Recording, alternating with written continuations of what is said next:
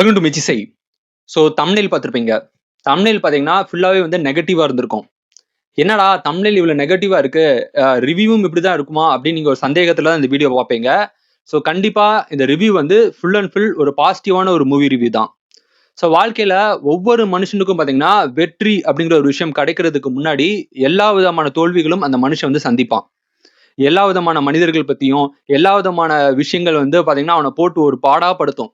இந்த ஒட்டுமொத்த பிரபஞ்சமே வந்து அவனை போட்டு ஒரு பாடாப்படுத்தும். அந்த பாடாப்படுத்துறது எதுக்காகனா அப்பதான் அவனுக்கு தன்னை சுத்தி இருக்க மனுஷங்க யாரு, தன்னை சுத்தி இருக்க சூழல் என்ன, எல்லா விதமான நெகட்டிவிட்டியும் வந்து அவன் தெரிஞ்சுக்கணும். அப்பனாதான் அவனுக்கு வந்து பாத்தீங்கன்னா ஒரு மிகப்பெரிய ஒரு வெற்றி, மிகப்பெரிய ஒரு பாசிட்டிவிட்டி அப்படிங்கிற ஒரு விஷயத்த வந்து கிடைக்கும். அது கிடைச்சாலும் அதை ரொம்பவே நல்லா வந்து அனுபவிக்க முடியும்.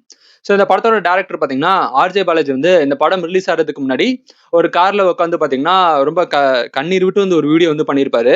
அதுக்கப்புறம் கட் பண்ணா ஒரு படத்துல தியேட்டர்ல போய் பாத்தீங்கன்னா அந்த படம் ரிலீஸ் ஆகி நல்ல ரெஸ்பான்ஸ் ஆனதுக்கு அப்புறம் பயங்கரமா கத்தி ஆக்ரோஷமா வந்து ஒரு சந்தோஷத்துல வந்து ஒரு வீடியோ வந்து இன்ஸ்டால பாத்தீங்கன்னா பயங்கர வைரல் ஆச்சு.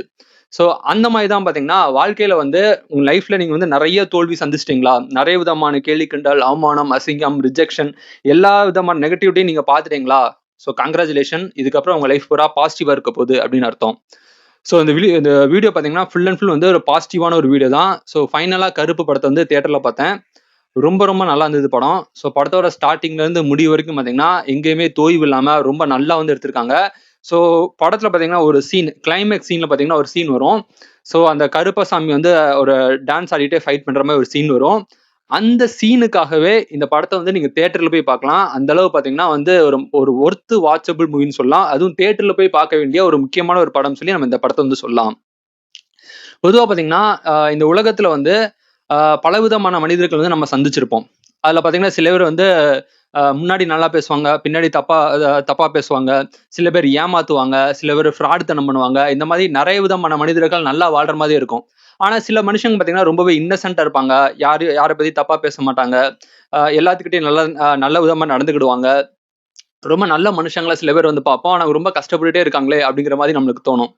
பட் ட்ரூத் என்னன்னு பாத்தீங்கன்னா, எந்த மனுஷன் வந்து ரொம்ப இன்னசென்ட்டா, அப்பாவியா ரொம்ப கஷ்டப்படுறானோ, அந்த மனுஷனுக்கு வந்து அவன் சுத்தி இருக்க மனுஷங்களோட சப்போர்ட் இல்லைனாலும், கடவுளோட சப்போர்ட் இருக்கும் அப்படிங்கிறது பாத்தீங்கன்னா, ஒரு உண்மையான ஒரு விஷயம் சொல்லலாம். ஒரு இயற்கையான ஒரு உண்மையான ஒரு விஷயம் சொல்லலாம். அதே மாதிரி தான் வந்து அந்த மாதிரி இன்னசென்ட்டா இருக்கக்கூடிய மனுஷங்களுக்காக கடவுளே இறங்கி வராரு. ஸோ அதுதான் பாத்தீங்கன்னா இந்த படத்தோட ஒரு கதை, ஒன்லைன் கதை வந்து சொல்லலாம். ஸோ என்னதான் வந்து இந்த உலகத்துல வந்து நிறைய விதமான நெகட்டிவான விஷயங்கள் நடந்தாலும் கடைசி நீதி தான் வெல்லும், உண்மைதான் வெல்லும் அப்படிங்கிற ஒரு விஷயத்த ரொம்ப அழகா அழுத்தமா இந்த படம் வந்து சொல்லியிருக்காங்க. கோர்ட் தான் படத்தோட கான்செப்ட் பாத்தீங்கன்னா ஃபுல்லாவே கோர்ட் சீன்ல வச்சு தான் நடக்குது.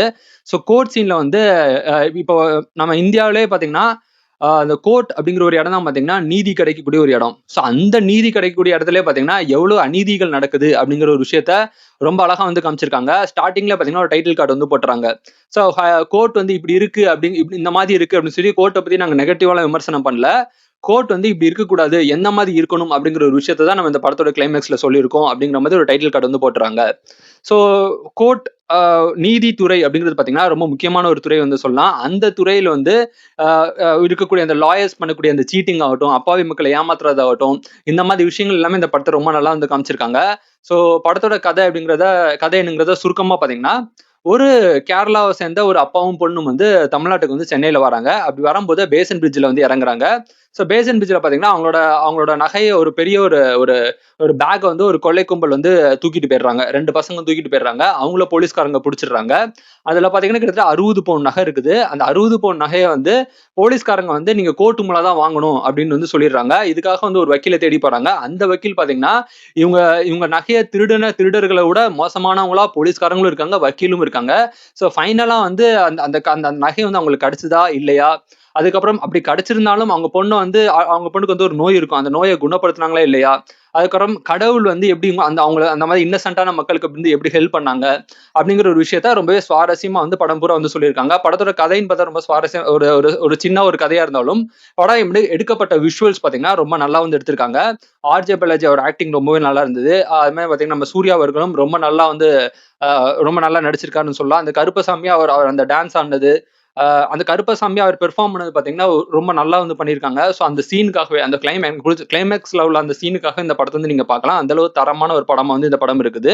அதுமாதிரி த்ரிஷாவும் பாத்தீங்கன்னா அவங்க ரோல் வந்து ரொம்பவே நல்லா பண்ணியிருக்காங்கன்னு சொல்லலாம்.